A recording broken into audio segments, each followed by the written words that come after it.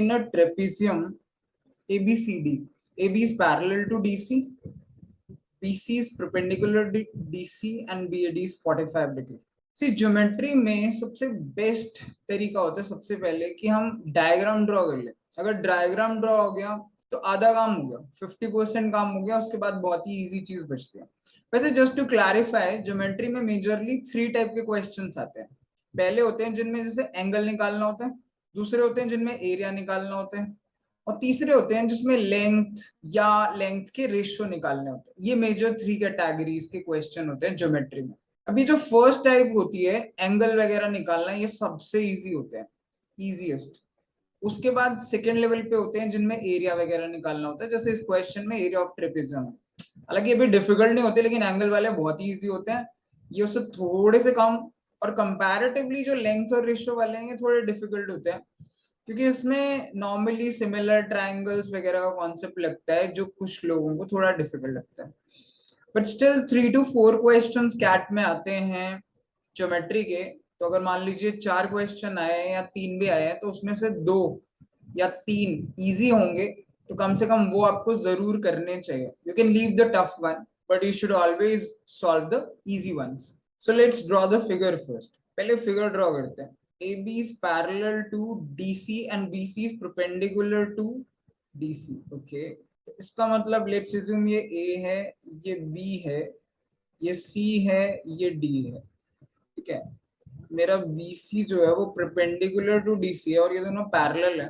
If DC is equal to 5, this is 5, BC is equal to 4, this is 4। एक information रह गई है, BAD is equal to 45 degree, ये important है। BAD, इसलिए मैंने AB को थोड़ा सा लंबा बनाया था, बिकॉज BAD जो हमारा है ये 45 डिग्री है। तो अब हमें बस इस ट्रेपेजियम का एरिया निकालना है, विच इज वेरी सिंपल यार, बिकॉज जब भी आपको ये 45 मिल जाए तो ये तो बहुत ही इजी कर देता है। Let's draw a perpendicular from here. D से हम एक परपेंडिकुलर ड्रॉ करते हैं, ई। हम क्या करेंगे कि ट्राइंगल ADE का एरिया अलग निकाल लेंगे, प्लस इसमें ये रेक्टेंगल है हमारा, रेक्टेंगल है EBCD, इसका एरिया ऐड कर देंगे, टोटल एरिया हो जाएगा हमारा ट्रेपेजियम का। That's it. सबसे पहले रेक्टेंगल का निकाल लेते हैं। ऑब्वियसली ये 5 है तो ये भी 5 होगा, और ये 4 है। ठीक है, तो 4 और 5 अगर किसी रेक्टेंगल की साइड्स हो तो एरिया क्या होता है रेक्टेंगल का? 5 into 4, लेंथ इंटू ब्रेड्थ, तो 20 तो रेक्टेंगल का एरिया हो गया। प्लस लेट्स सी कि ट्रेपेजियम का एरिया, सॉरी ट्रायंगल का एरिया कितना आता है।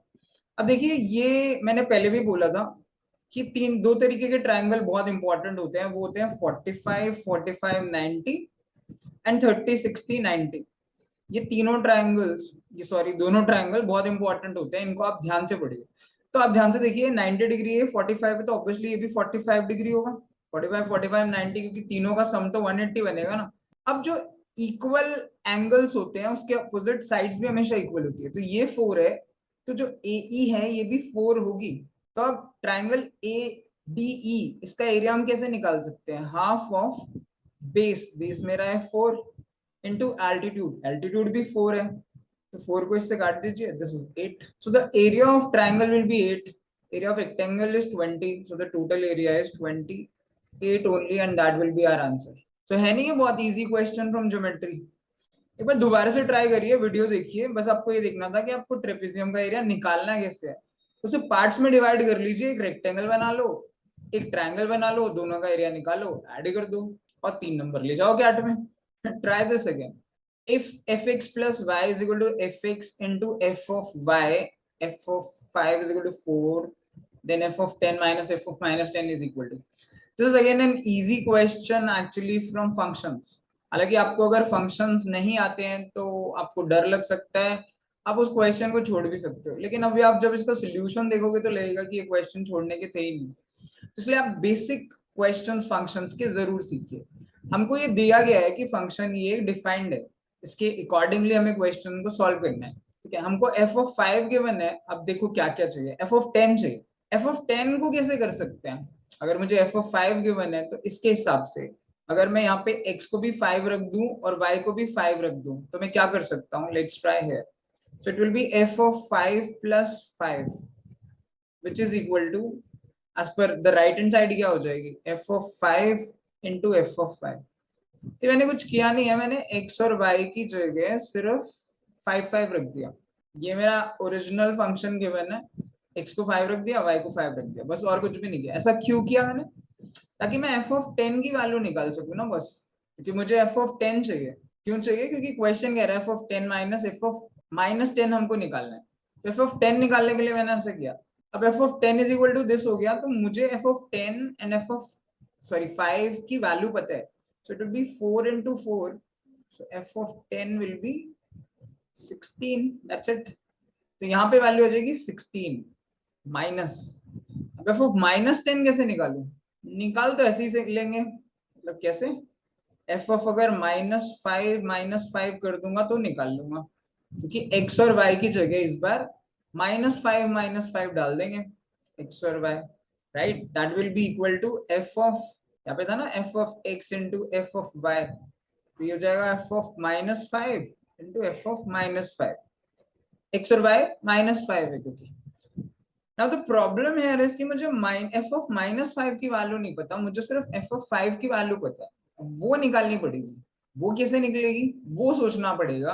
अगर ये आपने निकाल लिया then this question is really simple. इसके लिए हम क्या करेंगे, f ऑफ हमारा x plus y is equal to f of x plus f of y है। हालांकि मैं 3 बार लिख चुका हूँ, पेपर में आपको ये सब लिखना नहीं चाहिए क्योंकि ऑलरेडी रिटन है, तो ऐसे ही समझाने के लिए लिख रहा हूँ। तो मैं क्या करता हूँ कि f ऑफ x को 5 डाल देता हूँ, y को -5 डाल देता हूँ। Let's try. तो this will be f of 5 -5 is equal to f of 5 into, sorry into है, f ऑफ -5। ये तो हो जाएगा f of 5 -5 is f of 0 which is equal to f of 5 into f of -5। Okay, ये f of 5 मुझे पता है, बस f ऑफ 0 पता चल जाए तो इसका भी पता चल जाएगा ना, f ऑफ -5 का। उसके लिए सिंपल है, एक बार और हम ट्राई करते हैं यहाँ पे कि x को 0 रख देते हैं एंड y को 5। तो क्या बनेगा, f of 0 plus 5 is equal to f of 0 plus f, sorry into, बार बार प्लस क्यों लिख रहा हूँ, इनटू f ऑफ 5। तो ये लेफ्ट हैंड साइड में 0 प्लस 5 तो 5 ही हो गया, that is equal to f of 0 into f of 5। तो f ऑफ 5 से f ऑफ 5 कट गया, f ऑफ 0 जो है वो 1 आ गया। नॉर्मली f ऑफ 0 1 ही आता है, आप ट्राई कर सकते हो बहुत सारे, अगर आप एग्जाम्पल या क्वेश्चन करोगे आपको आइडिया लग जाएगा। तो ये जो वैल्यू f ऑफ 0 की है, ये हम अगर यहाँ डालेंगे, f ऑफ 0 मेरा 1 है is equal to f of 5 मेरा 4 है क्योंकि ये गिवन है, इनटू f ऑफ -5, ये मैं निकाल सकता हूँ f ऑफ -5। यहाँ पे एक लाइन खींच देता हूँ ताकि ये कंफ्यूजन ना रहे, अलग अलग रहे, यहाँ पे भी खींच देता हूँ, ठीक है। तो it is f of -5 that will be equal to 1/4।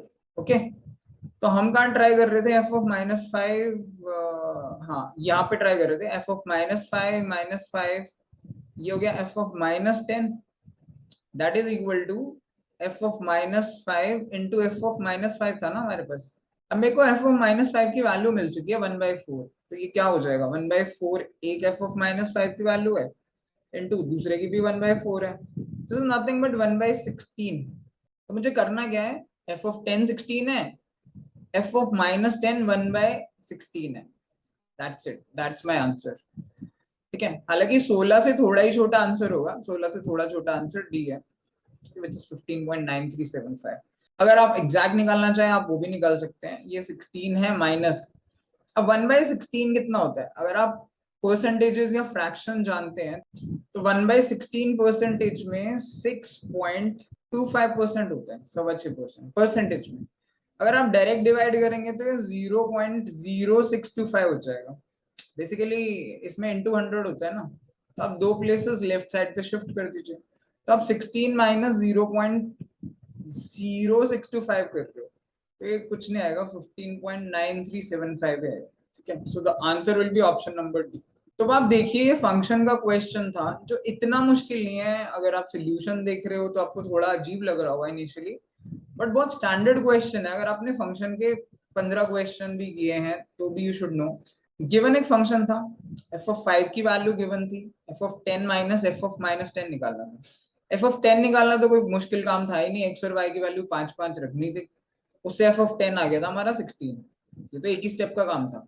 Problem सिर्फ एफ ऑफ -10 निकालने में थी, क्योंकि एफ ऑफ -10 के लिए एफ ऑफ -5 चाहिए था।